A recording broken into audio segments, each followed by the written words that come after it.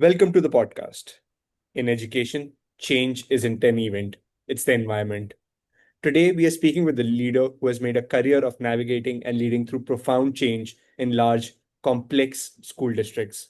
We are honored to have Dr. Xavier De La Torre, Superintendent of Ysleta Independent School District in El Paso, Texas. Dr. Xavier, thank you for being here. We would love to share your journey to our audience and understand how your 38 years in education has been. Thank you, and thank you for having me and taking an interest. I've been uh, in education for 38 years, as you mentioned. I am originally from Northern California, a small lumber town uh, at the base of Mount Shasta. I'm from Weed, California.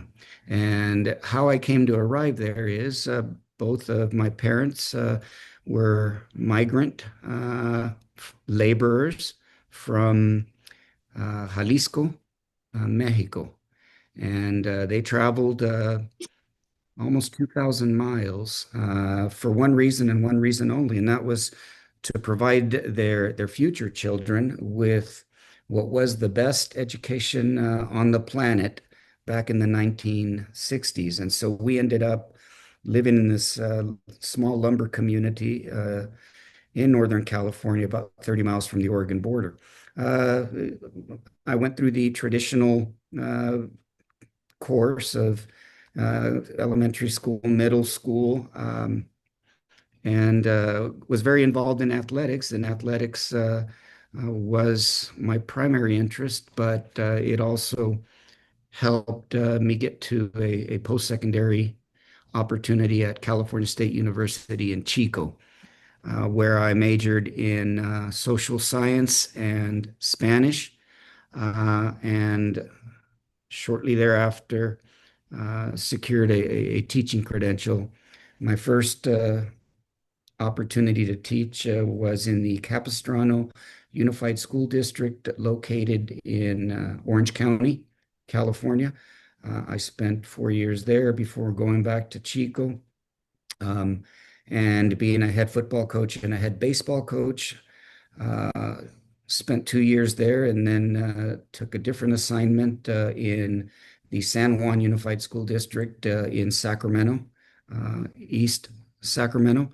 And I was there for 3 years. It was during that period of time that an administrator saw something in me that I'd never really considered and asked if I'd ever consider becoming a school leader, an assistant principal, principal, and administrator. Initially, not very interested, shared it with my family, and my father insisted that I pursue it and provided the resources so I could pursue it. And just so you understand, um, the plan was always to provide his children with this great education while he worked in the lumber mill. And my dad worked the graveyard shift from 11 o'clock at night to 7 in the morning. And he did it intentionally because he knew that the following morning there was a likelihood that someone may not come to work and he would like to stick around to see if he could get a second shift. My father had a third grade education. My mother had got to the eighth grade in Mexico. And so they were living vicariously through their children. My father, unbeknown to me, was always very frugal, but he put me through college and helped me earn my baccalaureate.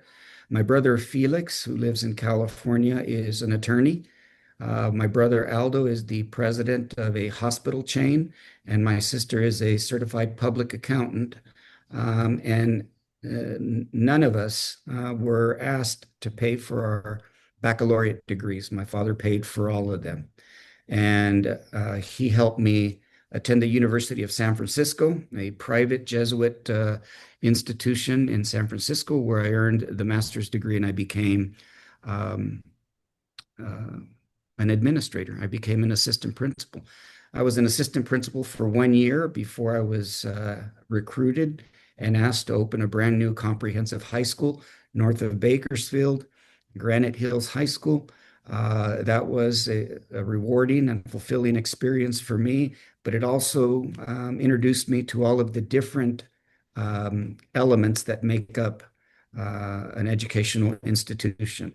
I became very well versed in human resources, facilities and planning, finance and operations, curriculum and instruction, and to a lesser degree, technology. And technology back in the mid 90s was just sort of starting to get real exciting with those fancy Mac computers when they first came out, the little white eggshells.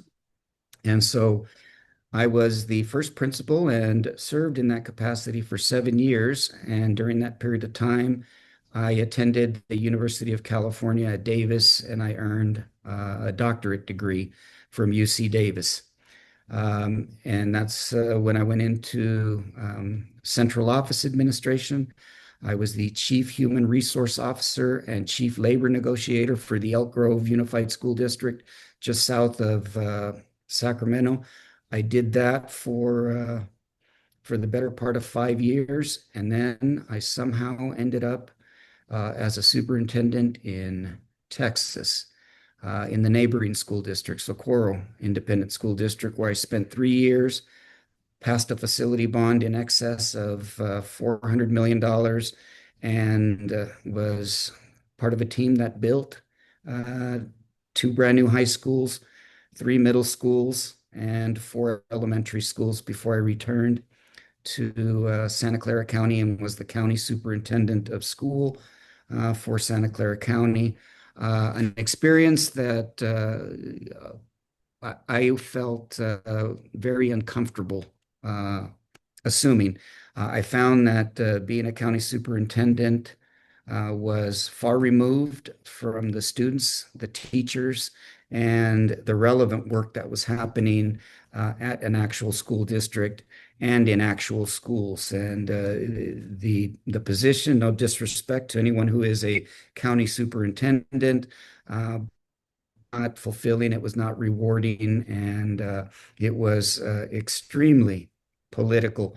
So when a position opened in Texas, in a neighboring school district, and they reached out, I was thrilled to return and work with a board of trustees and in a school district rather than at a county office. And I have spent the last 12 years, I think, working with some of the most fabulous instructional leaders and leaders in general, and together with a supportive and bold uh, seven-member board of trustees, we have reinvented the school district, and the Ysleta Independent School District is an A-rated school district on the A to F accountability system that Texas uses to inform parents as to how effective or how successful a school system is. And that's where I've spent the last 12 years, and that's where this is where I hope to retire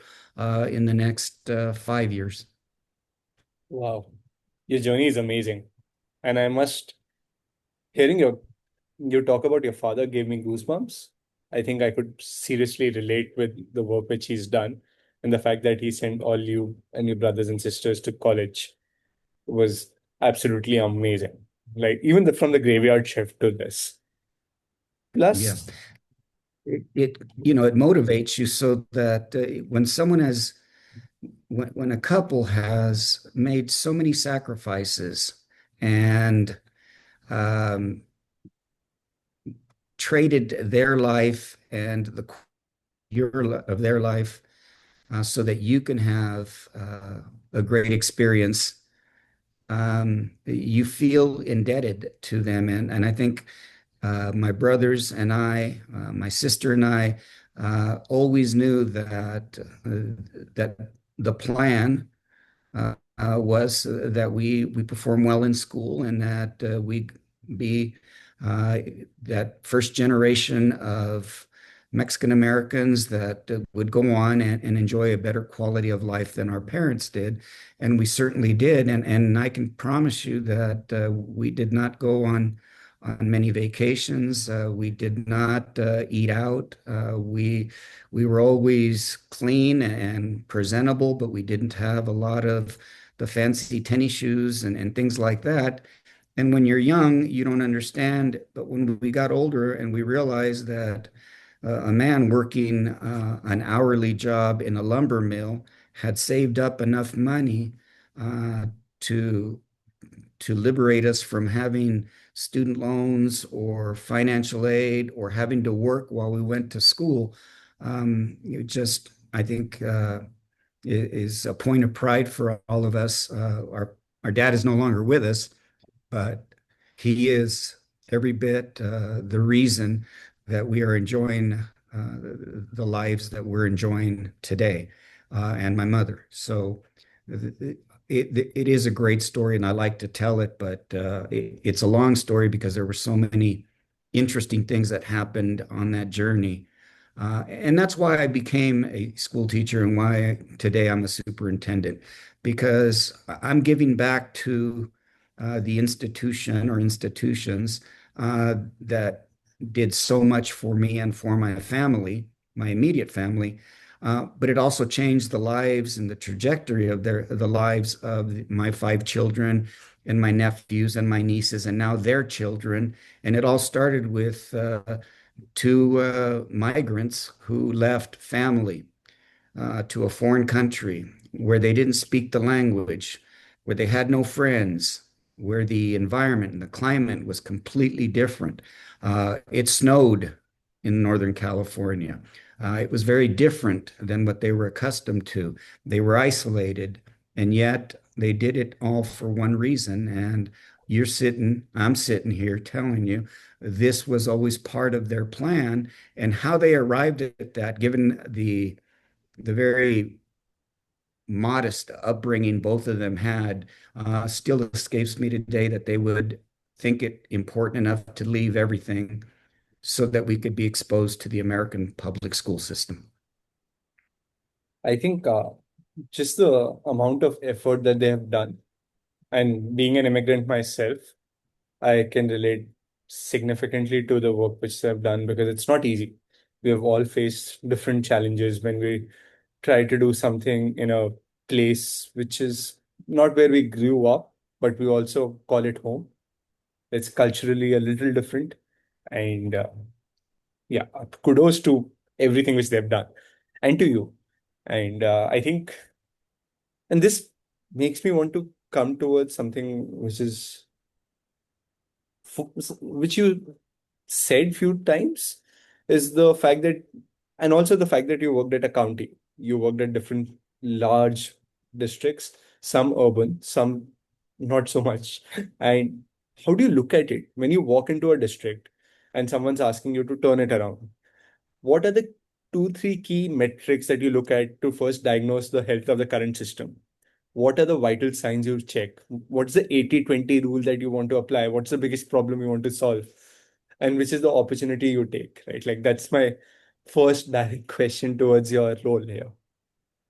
Yeah, and anytime anyone is considering accepting a new position, especially in education, you really need to do your homework, and there are some indicators that you need to look at to determine whether or not um,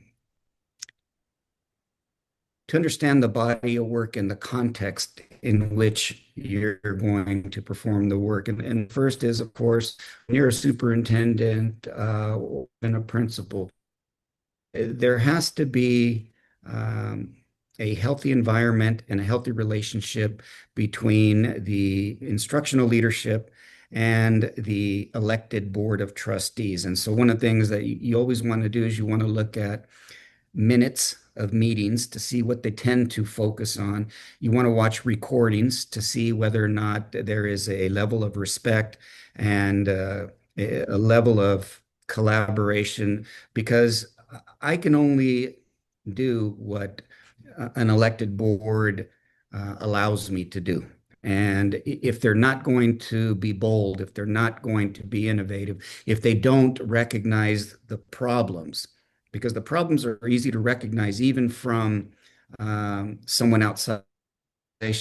All I need to do is to go on to the websites and look at academic performance, academic achievement. I can look at it by content area. I can look at it by grade level. I can look at it by demographics.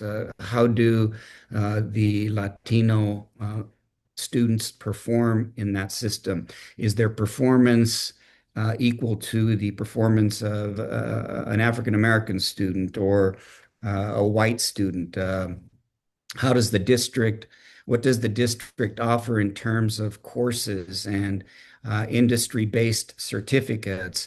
How old is the district? Are there systems in place? I'm a big believer in systems. When I took the job, it was with an understanding that I was going to reinvent and work with people to reimagine what this old, tired school district what it could become, the potential, bring the excitement back. To understand that, I had to understand whether or not academically they were also plateaued or whether or not they were performing poorly and take that data into consideration. I had to look at the number of facilities or campuses that they operated. And then I would take individual schools to see whether or not some schools were performing better than others. And I learned that there's an Interstate 10 that runs through the middle of El Paso. And the Interstate 10 is viewed by some as the Mason-Dixon line, I call it. Everyone north of I-10 seemed to be having a better experience in school. Test scores were higher, more course offerings, the price of homes more expensive. Below I-10 and right up against Mexico, far less performance, far less. So I understood that there was going to be some delicate conversations around the haves and the have-nots, and why is it that schools in the affluent neighborhoods appeared to have more resources, access to extracurricular activities, access to more athletic teams. And so that was something that I had to consider, because if I didn't want to go into that environment and have those difficult conversations, then I'm not the right person for the job. And so was it, here's an important one, was it a site-based decision-making model, or was it a centralized model? So there's two ways of looking at a school system. Do all of the expectations, the goals, the targets, do they come from the nucleus, the central office, the superintendent's office, and all of my cabinet members? Are we the ones delegating, but deciding on what happens at the schools? Or was it a system where the central office was seen as support for decisions that were made autonomously That's cool. by the principals, by the faculty, and by the staff? And we simply sat back and outlined expectations, but they arrive at how they get there. And I have never been a fan of the decentralized model or the site-based decision-making model, because it allows principals the latitude and the luxury of making excuses based on what they believe their circumstances are and how they believe their circumstances are different than the school that happens to be located north of the Interstate 10, right? It leads to a double standard. We can't expect that from our students, so we're going to do this. We can't possibly expect that level of performance, so we're not going to expect our students to compete. So the first thing I did was I took away the site-based decision-making, and I assumed responsibility for the entire district, because what I found was, depending, you could go from one school to another and they'd have a different curriculum. They'd use a different textbook. The scope and sequence would not be in alignment. So if I have a student who moved from an apartment to a house, it's very possible they could arrive at the new school and the new school is teaching something entirely different and they're entirely someplace else. So the non-negotiables, I assumed responsibility for here. We're all going to use the same textbooks. We're all going to use the same curriculum. We're all going to use the same standards. We're all going to use the same assessments. We're all going to use formative assessments. There will be no distinction, no difference between what a child experiences at the high school south of Interstate 10 and what a child experiences Interstate 10. They're both going to have the same number of opportunities on athletic teams, sports teams. They're both going to have the same number of opportunities in the fine arts, whether it's band or orchestra or choir. They're non-negotiables. We are going to have everything available for everyone, and it's not going to be based on the zip code. So that work has to happen from a central location. Now, what a principal can do is they can be responsive to um, the culture at a school that may mirror or is a reflection of that neighborhood and that community. And I'll give you a perfect example of, of why we're both unique and why it's important to have strong leadership. I have 7 board members, Yeah. right? I have 7 high schools. I have 7 feeder patterns, and there's no overlap. So when I talked to a board member initially, when I got here, when they said my high school, my middle school, my elementary school, my teachers, my principals, they weren't talking about the district. They were only talking about their high school, their middle school, and their elementary schools.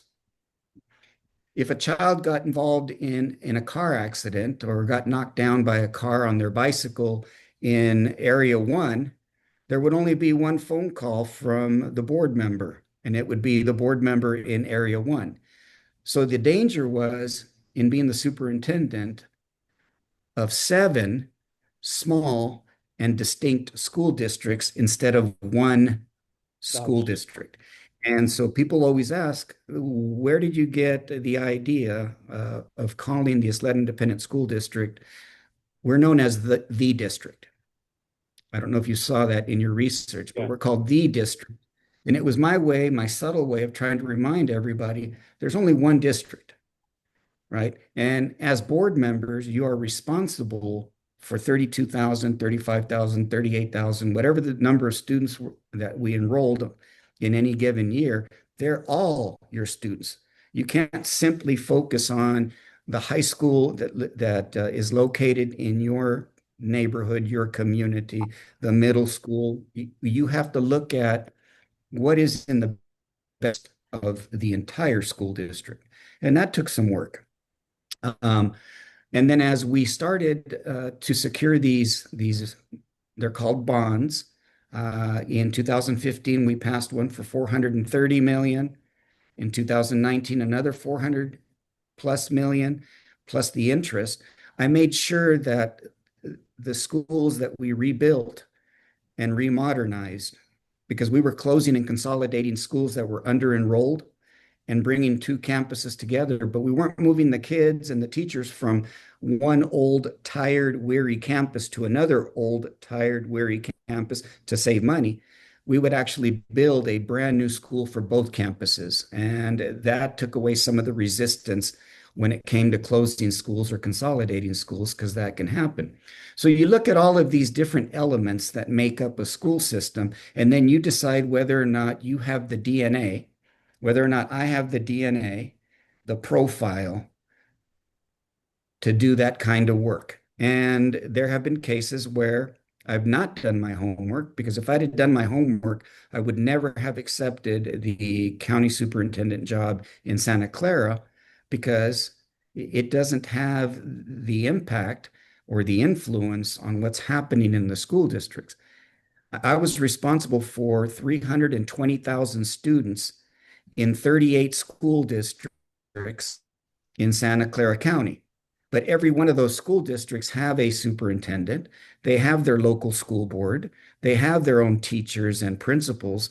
And I don't supervise them. Their superintendent supervises them. So that's why it became such a lonely and less less fulfilling job.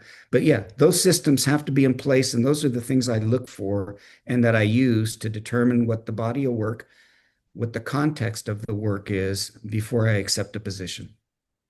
Wow. The answer was so nuanced. Specifically, four pointers is what I took out of it. I love the fact that, and it was actually a question of mine. How did you manage to convince different high schools, different middle schools to kind of come together? The fact that you opened a new building altogether for both of them made it a little easy. I'm guessing this is what helped to gain the trust of the public too, right? Like having the communication being easier, parents being happy to move to a new building, new facility, newer equipment, everything else being done.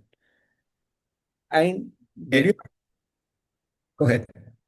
did you have to and the like just the communication piece, right? Like, did you have to restructure how principals saw it? Because I'm guessing there would be some principals who would be unhappy because their budgets were higher and they were able to do a lot more, and their enorm authority went away.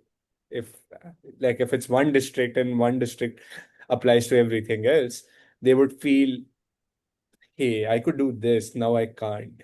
How did you manage those egos? Because I'm guessing there were some egos involved and someone would have pointed it out to you. Yeah, the thing that I noticed was that there was greater attrition uh, the first 2, 3 years that I was here because people had to decide whether or not their values, their beliefs aligned with the new administration. And so that's why I mean that's why I say it's very important that your school board share in some of the same values, beliefs that you share in. And so the board, I think, initially may have received complaints, anonymous letters, but when the board demonstrated their support for me, people had two options. One, you can conform and or you can vote with your feet. You can leave. And so we did have some attrition. And then my doctoral studies are anchored to employee selection. My dissertation is on employee selection, and I really believe that 90% of my employees, 90% of my principals get up every day and they go to work and they do the best they can. But I will spend 90% of my time with the 10% who don't. You see what I'm saying? Yeah. And so it's important to hire right every time because when you hire poorly, when your selection process does not result in someone whose um, qualities and attributes align with your own, then you are vulnerable to having to spend a great deal of time trying to help them improve in their craft. What I told the principals and what I tell them today is you get as much autonomy as you earn. By that, I mean, if you have an A-rated high school and your athletic programs are successful and you're going to the playoffs every year and you're winning championships and your mariachi group is one of the best in the state, I will leave you alone, right? The non-negotiables are the non-negotiables, but you run your campus, you create the climate, you create the culture, you introduce the cell, you do anything you want as long as it is not out of compliance with the law. And I will leave you alone because you are an A-rated school. On the other hand, if you struggle and there are parent complaints and student outcomes are not evident, and every year your performance is a C rating, I promise you are going to spend a lot of time with me and you're going to spend a lot of time with great people that work in the central office that are going to mobilize and go out to your campus to help you and your teachers get better real time. Because one of the things I did immediately was when they had the site-based decision making, they at the central office you had this team of 18 instructional coaches. And whenever a principal said, I need help with third grade math, they would send two of them out there for 2 days, 3 days to try and help third grade math. The minute they were gone from the school, the teachers would go back to doing what they were doing before, and there would be no improvement. So instead, what I did was I assigned 4 instructional coaches to every elementary school in the district, 28 of them. Wow. And they're gonna live at that school. You're going to be part of that faculty. You're going to be part of that staff. So one of the coaches, their expertise was in math and science. Another coach was English, language arts, reading, writing. I had one that we call an interventionist, and the interventionist is assigned to work with children who have been diagnosed with dyslexia. And the last one was, we called it a technology pilot, and that was an individual who was assigned to that campus that was going to teach teachers how to leverage technology to improve learning outcomes on that campus. In addition to that, they would help teachers integrate technology. We were one of the first school districts to go to a one-to-one model. So every teacher in the school district has a laptop. Every student in the school district has a laptop assigned to them. And we had to have someone out at the campus that would help both the students and the teachers use the technology for something other than taking attendance, entering grades, record keeping type of activities. Use it to access Khan Academy, use it to access AI, create your own chatbot, things like that we're doing now almost intuitively. So we did have to have courageous conversations early.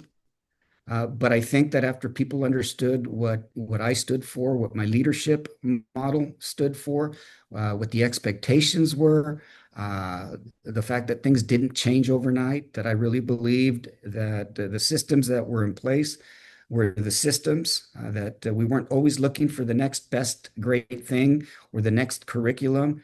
We just reduced it down to teaching is hard work. And we're going to do instructional rounds religiously. That means that at any time, on any given day, I walk into classrooms and I spend 10 minutes to see whether or not there is an effective teaching and learning environment. And I expect principals to spend most of their time in classrooms supervising, supporting, and evaluating instruction. Are children learning? And if they're not, then your responsibility is to help the adult get better, because until the adult gets better, you shouldn't expect the students to get better. Yeah, absolutely. And the fact that it looks quite innovative to have instructional people on ground in each elementary school. And it looks opportunitous. The fact that each teacher has someone to go back and rely on, and it gives more instructional time. And this is the other question that I'm going to ask, because I'll I read about early college high schools you guys have had. I think it's a beautiful idea, huge success. How are you looking at it from a, and you brought up Khan Amigo, you brought up AI, chatbots. So how are you looking from a new perspective where the world is changing? And I think it's something which we discussed prior, that the world is changing so fast. What are the new innovative ways that you're looking to be upwards, right? Specifically, if we are looking at early college, high schools, and like how does that translate into student success? We have two models for the early college high school. The original model is an early college high school where the campus is actually located at the college. And Oh, so those students, and typically what we like is we like to have 125 students in each grade level. So about 500 students, and they're located at the campus. To go to that early college high school, you have to concede certain things. You are there to get an Associate of Arts degree or an Associate of Science degree. You're not gonna have a homecoming dance.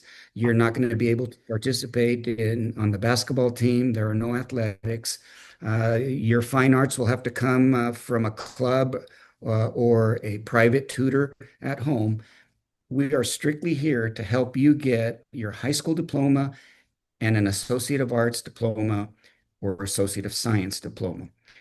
The attractive thing about it is I'm paying for your tuition, I'm paying for your books, I'm paying for your technology and your subscriptions, for all of these resources to support you because you're starting as a college student in the ninth grade. And the idea is that for those students, especially the first generation students, whose parents may not have the resources or may never have the resources, I am going to alleviate your financial burden by paying for everything, and your child is still going to get an Associate of Art degree. What we didn't expect was that our high school students would do well enough to earn their Associate of Art degree by the end of their junior year, in some cases midway through their junior year, and we begin to send them on a shuttle bus to the University of Texas at El Paso, where 85% of our students get their Associate of Art degree, and then another 10% of our students get a baccalaureate degree within a semester of leaving the Ysleta Independent School District. And they're not baccalaureate degrees in the soft sciences. We're talking about baccalaureate degrees in engineering, baccalaureate degrees in aerospace, baccalaureate degrees in nursing, those type of things. So in essence, those students get a chance to get a baccalaureate degree before they even graduate from high school. The other early college high schools are on our comprehensive high school campuses. And that the idea there is that they get an Associate of Art degree, but you're not going to get a baccalaureate degree because, unlike the original early college high school, you are going to have access to and you can participate in athletics, extracurricular activities, fine arts, the STEM club, robotics club, those type of things. And so those students also have high percentages of students getting their associates, but they're not missing out on the social side of high school. And we have four of those. So we have one that's on the campus. We have four high schools that offer this. The other high schools focus primarily on advanced placement courses, performance on SAT and ACT. And one thing that I like that Texas has and California is still quite not there is all of our high schools offer dual credit courses.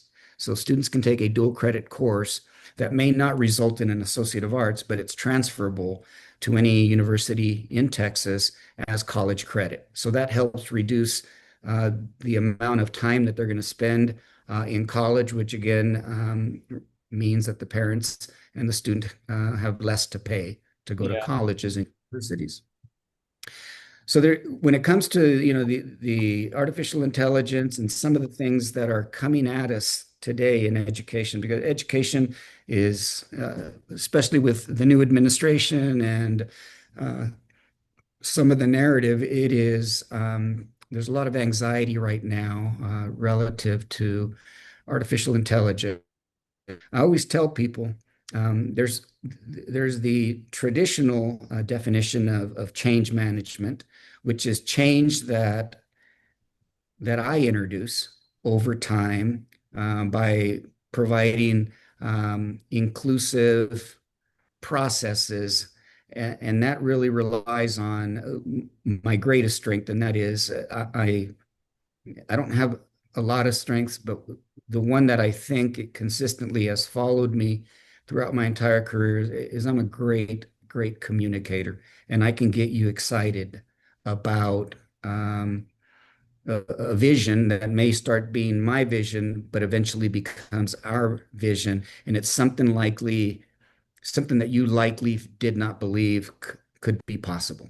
And I think that comes from years and years of being involved as both a player and a coach in athletics, where you have to Yes. dare to dream, dare to dream, but if we all do our part and if we work hard, I used to tell my football players that the championship isn't won on Friday night. The championship is won in the spring when you're supposed to be in the weight room for 90 minutes and then you go out to the field and you train. And then you're the kids that show up in the summer. And I take 4 hours out of every single one of your days so that when we get to the fall and we actually start playing the games are a reflection of what you did prior to the game that determines whether or not you win the game. And the same thing is true in education. It's all of the work that we invested at the beginning of my tenure here, getting the right people, introducing them to the possibilities, providing them with the time to plan courses, and then all it takes is a little success and it becomes contagious. And now everybody knows that this is possible, and it's possible on a large scale, right? At the time, 44,000 students. If it can happen this well in one area, then it can happen district wide. The change that I think is where we as educators need help is not the change that we create and manage, but the change that's happening around us and in spite of us that is foreign to us, like artificial intelligence. And I've got a great person in that department, but even that person recognizes that things are happening so quickly that it's hard to convince uh, veteran teachers who see themselves retiring in 5 years and 10 years that it's worth their time and effort to learn as much about artificial intelligence as they can, because we've really broken it down into three things. One, there's artificial intelligence uh, where we have to create policy and regulations to protect our students from information and sources that may not have the students' best interest in mind. So we always start off with the safety and security of our students has to be a priority. So if we're going to start talking about artificial intelligence, how do I insulate them from the negative side of artificial intelligence without hindering their access to the positive side of artificial intelligence? Um, then the second is, how do I use artificial intelligence to lighten the burden for teachers who already feel overwhelmed so that they have tools at their disposal that allow them to almost create a tailored individual education plan for every student in their class, not based on where the teacher wants all students to be, but where that particular student is, so that every time they show up, they're being challenged, but they're being challenged at their level, not at one level. And there are ways to use artificial intelligence, as I'm sure you know, to almost personalize their learning experience based on where they are cognitively, developmentally, with regard to interest, whether it's mathematics or anything else like that.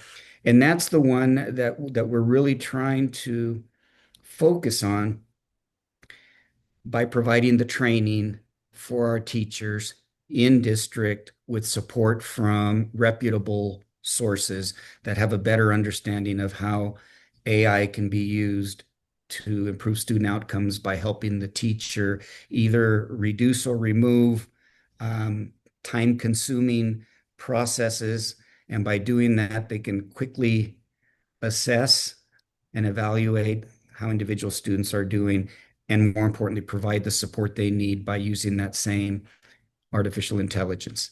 And then the last is just from an operation, a school district standpoint, how can we here at the central office use it in our finance department, operations department, human resources, curriculum instruction, teaching, learning? How does it become a valuable tool for us here when thinking about what is it that students need to learn today so that they are prepared for what must be the most I feel badly for my children. I have children that range from age 30 to my youngest is a son that's 17 years old. I worry about how will they adjust to the future. And the reality is that when it comes to students, they are better prepared and more intuitive than we are as adults. They've never known a time where technology hasn't been a big part of their life. They were born with an iPhone, stuck to their ear or those type of things. So those are some of the things that are new to me after 38 years, where I've gotten to the point where I'm wondering if the timing isn't ideal for me to retire in the next 5 years, just because so much is changing so fast. And oftentimes it creates anxiety as to what should I be doing today for my kids, for my teachers, for my administrators to remain successful, but more importantly, prepare them for life after Xavier.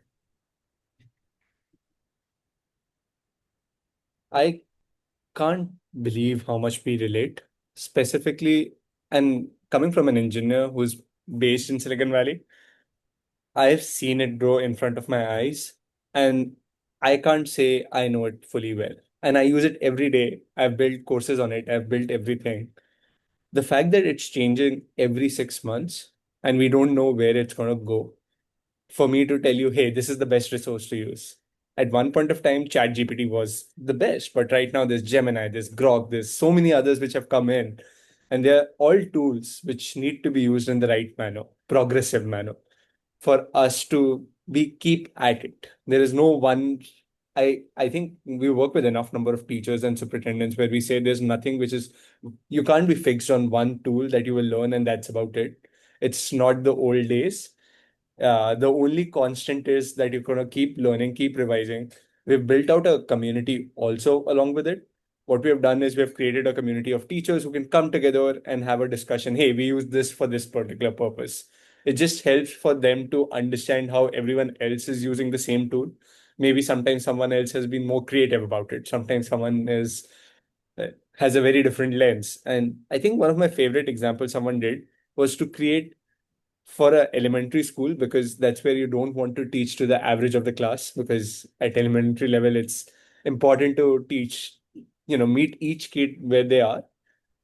Mhm. She created 10 different assignments in the class based on their topic of choice, and it took her 5 minutes to do so.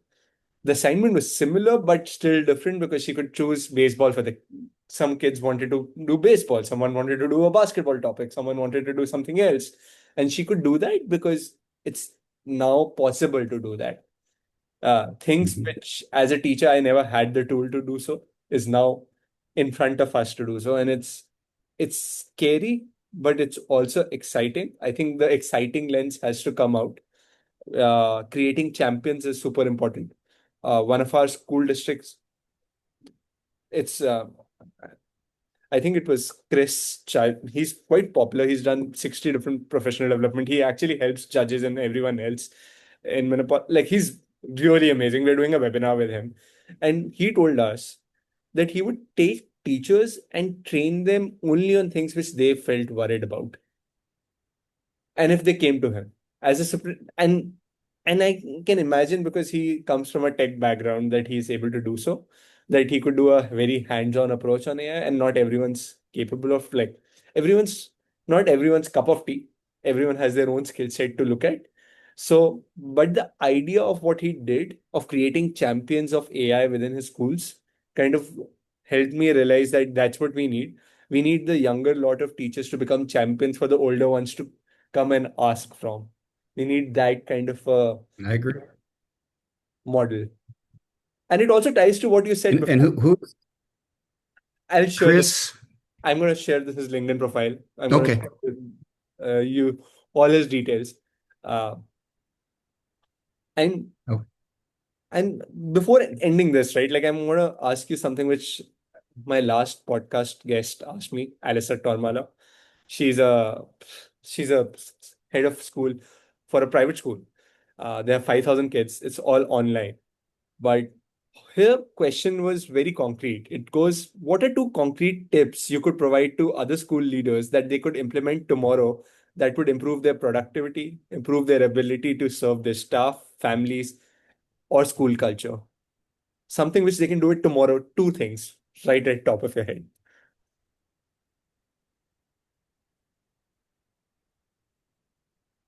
I think more and more you have to accept that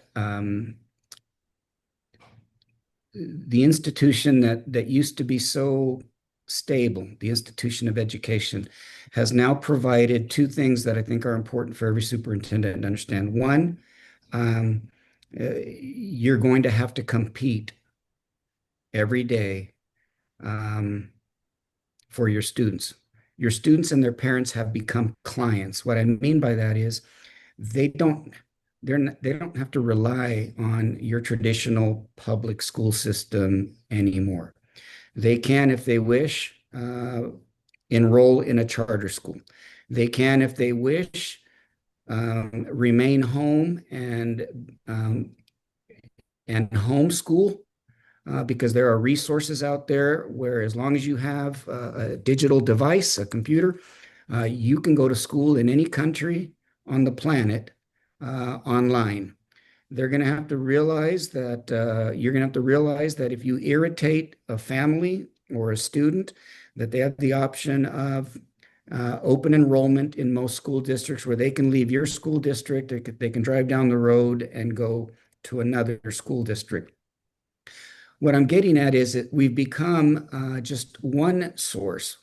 We used to be a sole source.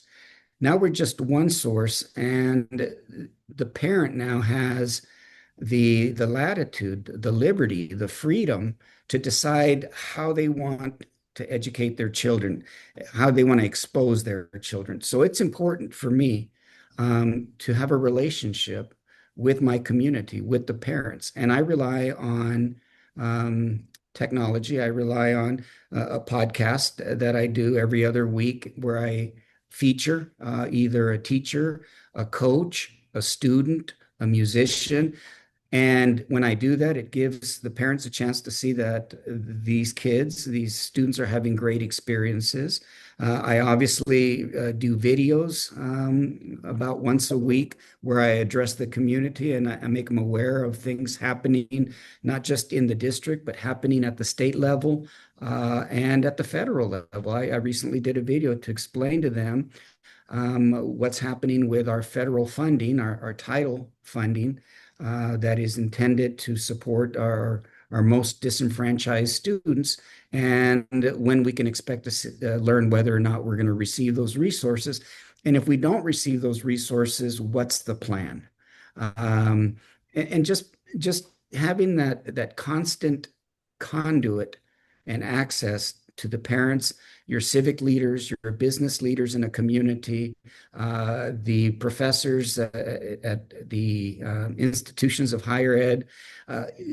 It's the job has become getting everyone to understand that we're all in it together and that it's moving very rapidly and that it's become very politicized. And so one of the things that I think I've been able to do is I've been able to stay away from critical race theory, DEI, all of these little, I call them distractions because when people ask, what do you think about critical race theory or DEI?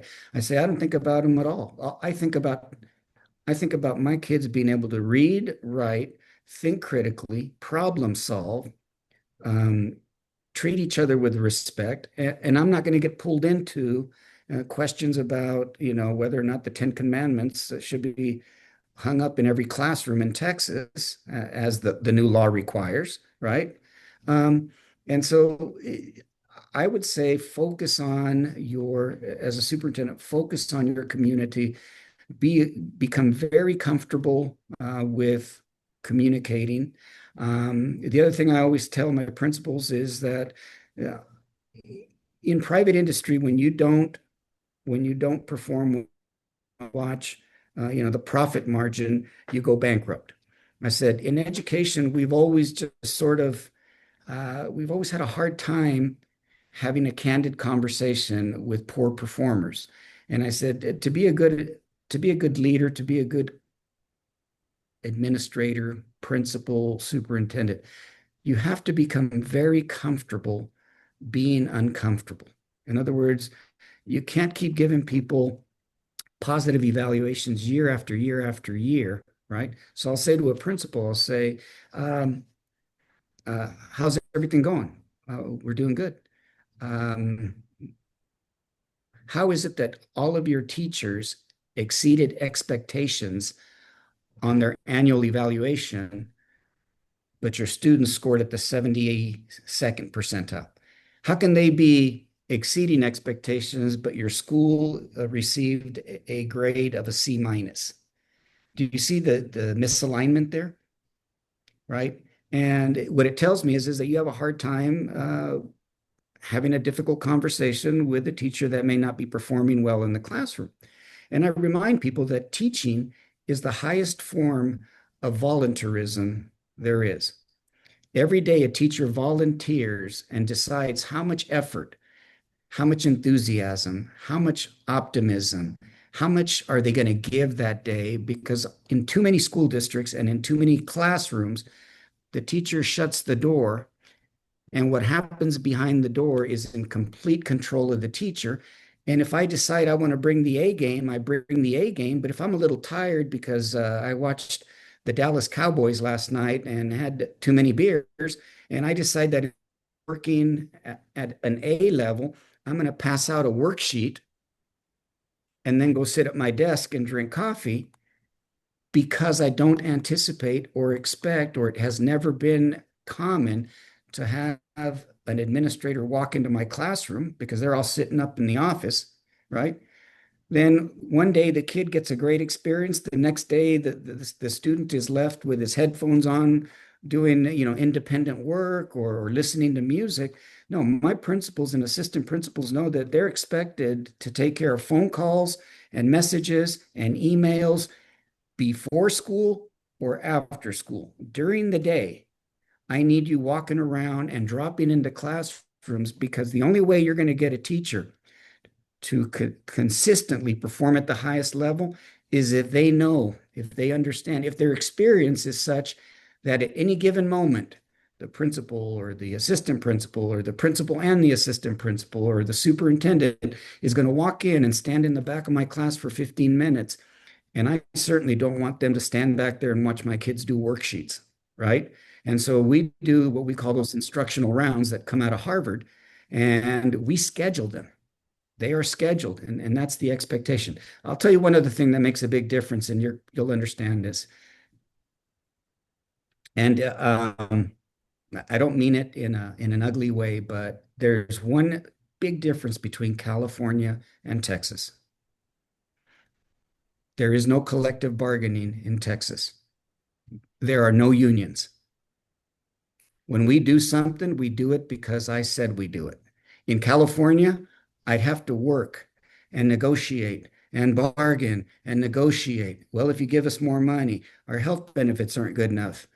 I once told a union rep, and I won't say which district, that he and I both knew that what I was proposing was the right thing for kids.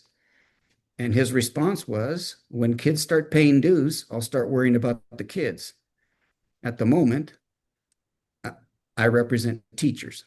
You represent kids. And that was it was disillusional. It was terrible. When you admit that what I'm trying to do is the right thing to do, but because they don't pay dues, you're gonna resist. So things in California took way too long to accomplish because you have this collective bargaining environment and you've got 5 unions, sometimes 6 unions, and they don't want to give up language in the contract unless you have resources, money. And oftentimes in California and in Texas, we don't have money every year to increase salaries. And I'm not suggesting they don't deserve higher pay. I think teachers are grossly underpaid. And I think a lot of rhetoric comes out of the legislative bodies, but they don't show it by increasing salaries or resources for teachers. But sometimes I think it's because the unions, they irritate, and they clog up the process where it takes so long to get anything done. And in Texas, we can move much, much quicker. That sounds great. And what a way to end the podcast. I'm so happy that we heard all of this. I think I love the innovative techniques, and I think the leadership style that you have demonstrated till now and the work which you have done speaks its volumes. uh, just the school turnaround, the district turnaround. I would love if any of our audience member wants to reach out to you, what would be the right way? LinkedIn or your email ID, or how would you want them to Uh, do so? LinkedIn is fine, and the email, it's xdelatorre at YISD. I'd be happy to entertain any questions. I'm not uncomfortable with criticism if someone thinks differently. I will tell you that of the 12 years that I've been here, this has been the highest performing district for 10 of those years. I will tell you that there's a national organization called Niche that has, for 4 years in a row, said that the Ysleta Independent School District is the best school district in El Paso, Texas.